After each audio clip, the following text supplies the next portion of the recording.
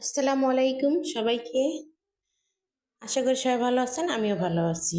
তো চলুন আজকে আমি যে জিনিসটা আপনাদের দেখাবো, দেখুন কত ছোট ছোট আলুগুলো আমি কত সুন্দর করে হাতের সাহায্যে ছিলে নিচ্ছি। তো এভাবে আমি আমার যতটুকু দরকার অতটুকু ছিলে নেব। আর এখানে অনেকগুলি আছে, এখান থেকে আমি বিছে বিছে এখানকার থেকে যেটা বড় মনে হচ্ছে ঠিক ওগুলাই আমি এভাবে ছুলতেছি হাতে। তো এটা আমার কাটার, এটা দিয়ে আমি ছুলি সব সময়। তো আপনারা আগের ভিডিওতে দেখেছেন অবশ্যই। তারপর দেখুন এখানে অল্প কিছু মাংস আমি ভেজে নিচ্ছি চুলোয়। একটা প্যান বসিয়েছি, ওখানে তেল দিয়েছি, আর এই মাংসতে আমি লবণ, হলুদ আর মরিচের গুঁড়ো দিয়ে মেখে রেখেছিলাম। তো এগুলো এখন আমি ভেজে নেব। ভেজে নেওয়ার পরে আমি কিভাবে আলুটা কি করলাম ওটা আপনাদের দেখিয়ে দেব। তো আশা করি সবাই আজকের ভিডিওটা আমার দেখবেন, পুরোটা কেউ কাটবেন না। কাটলে অবশ্যই এখানে যে একটা দারুণ জিনিস লুকিয়ে আছে ওটা আপনারা দেখতেই পারবেন না।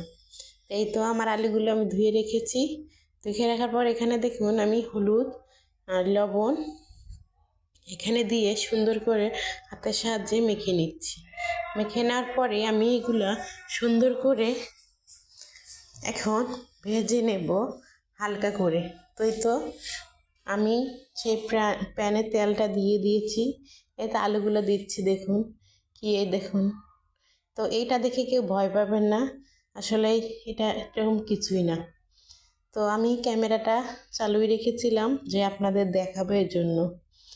এটা দেখলে অনেকেই হয়তো ভয় পেয়ে চলে যাবে, নয়তো ক্যামেরা নিজেই হয়তো পড়েও যেতে পারে, ভয়ে। তো আমার ক্ষেত্রে হয়নি এটা, কারণ আমার ফ্রাই প্যানটা অনেক গরম হয়ে গিয়েছিল, তার জন্য এরকম হয়েছিল। তো কেউ আমার মতো এত গরম করবেন না, ভয় পাওয়ার কোনো দরকার নেই। তারপরে দেখুন আলুটা আমি ভেজে নিয়েছি। তো আর একটু ভাজবো, উপরটা একদম টান টান হয়ে যাবে, তখন এটা নামিয়ে ফেলবো। খয়েরি কালার হয়ে যাবে উপরটা পোড়ার মতো, তখন আমি নামাবো। তো এই আলুটা দিয়ে আপনার গরুর মাংস, মুরগির মাংস, মাছ কিংবা আলুর ঘাটি বলে ওটাও খেতে পারেন। তো খেলে দেখবেন এই আলুটা অনেক সুন্দর এবং খেতে সুস্বাদু।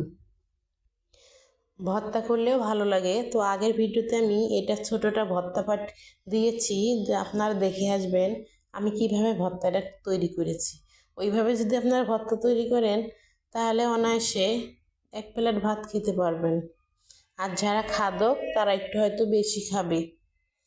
তো তারপরে আমি এখানে যে পেঁয়াজ দিয়েছি, দেখুন তেল দেরি দেওয়ার কারণে আমার পেঁয়াজটা একদম লেগে গিয়েছিল, তার কারণে এরকম কালো হয়ে গেছে, মনে হচ্ছে যে পুড়ে গেছে।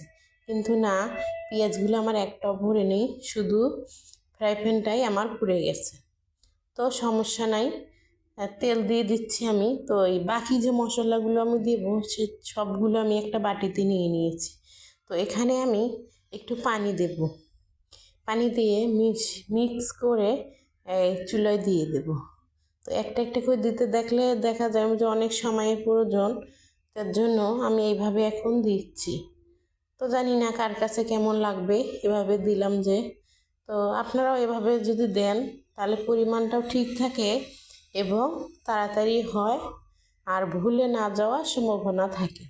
যে কেউ ভুলে যায় যে কি দিলাম না, লবণ দিয়েছি না হলুদ দিইনি না মরিচের গুঁড়ি দিলাম না, ওরকম একটা টেনশন কাজ করে মাথায়। তারপরে তো আমি এখানে মশলাগুলো ঢালে দেওয়ার পরে পেঁয়াজটা মশলার সঙ্গে অনেকক্ষণ কষিয়ে নেব। কষিয়ে নেওয়ার পরে যখন দেখবেন পেঁয়াজের মশলার পানি শুকিয়ে গেছে, তেল বার হচ্ছে, ঠিক তখনই আপনারা তরকারিটা দিয়ে দেবে। তো আমার এখনও তো তেল বার হয়নি, তো আর কিছুক্ষণ মনে হয় ভাজলে তেলটা বাইর হবে, মশলাটা কষা পারফেক্ট হয়ে যাবে। তারপরে এখানে আমি কিছু গরম মশলা দিয়ে দিলাম, ধুয়ে দিয়ে দিয়েছি। ওটা আগে অবশ্যই দেওয়ার দরকার ছিল, তো এখন দিলে হবে, ওটা কোনো ব্যাপার না। কেউ আবার এটা মনে নেবেন না যে এগুলো তেলে দিতে হয়, এটা সব সময় দেওয়া যায়, কারণ এটা তো আর আপনি ভেঙে দিচ্ছেন না কিংবা গুঁড়ো করে দিচ্ছেন না। আনাম দেওয়ার কারণে যে কোনো মুহূর্তেই দেওয়া যায়, তরকারি হওয়ার 10 মিনিট আগে দিলেও হবে। তাই তো আমার তরকারির তেল, মশলার তেলটা একদম বাইরে হয়ে গেছে। এখন আমি এখানে ভেজে রাখা মাংস এবং আলুগুলি সবগুলো একসঙ্গে দিয়ে দেব। তো চলুন আপনাদের দেখিয়ে দিই আমি কিভাবে রান্না করলাম। তারপর এখানে আমি তেলগুলো এই তরকারিগুলো দিয়ে দিচ্ছি। দেওয়ার পরে যে ফ্রাইপ্যানে তেল ছিল ওটাও আমি আঙ্গুল দিয়ে সত্যায় এখানে দিয়ে দিয়েছি। দিয়ে দেওয়ার পরে এখন আমি সুন্দর করে এটাকে নেড়ে নেব। তো অল্প কিছুক্ষণ পানি দেব, অল্প একটু দেওয়ার পরে এভাবে এই পানিটুকের সাহায্যে আমি অনেকক্ষণ সময় এটাকে কষিয়ে নেব। বারবার শুধু ঢাকনা দেব, নাড়বো, দেখব পানিটা শুকাইছে নাকি, ওই পর্যন্ত এই মনে করেন আমি কষাতে থাকবো একে। তো আপনার এইভাবে তরকারি যদি কষান তাহলে বুঝেন কত স্বাদ হবে। তো অবশ্যই এভাবে কষাই কষাই রান্না করবেন, করলে অবশ্যই তরকারিটা পারফেক্ট হবে। তারপরে তো দেখুন এই ঢাকনা উঠে একবার আমি দেখিয়ে দিচ্ছি আপনাদের। এখন অনেক পানি আছে, তো এই পানি দিয়ে ইনশাল্লাহ আমার এগুলো সিদ্ধ হয়ে যাবে। তো সিদ্ধ হওয়ার অবস্থা আগে পর্যন্ত আমি এটা সুন্দর করে নেড়ে দেব। তো এভাবে আমি কয়েকবার নেড়ে দেব। দেওয়ার পরে পানিটা শুকিয়ে পরবর্তীতে ঝোলের পানি আমি দিয়ে দেব। তো তার উপরে বলে দিই যে এই যে ঝোলের পানি দেওয়ার সময় আমি কিন্তু এই তেজপাতাগুলি ফালিয়ে দেব। শুধু তেজপাতা না, এখানে গোটা যত মশলা আছে সবগুলি আমি ফালিয়ে দেব। সেটা আপনার আগের আমার ভিডিওতেও দেখেছেন। তো তারপর দেখুন পানিটা শুকিয়ে গেছে। এখন আমি ঝোলের পানি দেওয়ার জন্য রেডি হব। দেখুন পানি একদম শুকিয়ে গেছে। তো এইভাবে কষায় রান্না করলে ভালো লাগবে তরকারিটা।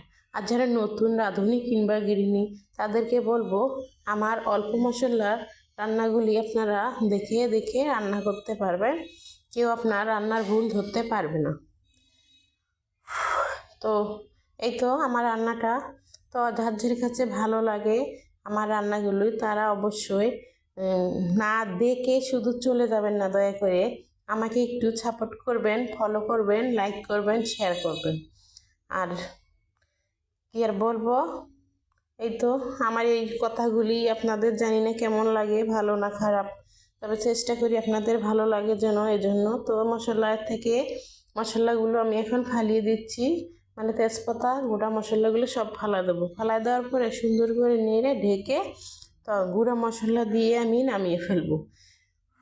তো তার আগে আমি বলে দিচ্ছি আবারও যে আমাকে আপনারা একটু সাপোর্ট করেন। সাপোর্ট করলে আমি আশার আলো হয়তো দেখতে পারবো। তো এই তো আমার রান্নাটা শেষ। আপনাদের কাছে আমার রিকোয়েস্ট, আমাকে একটু সাপোর্ট করবেন।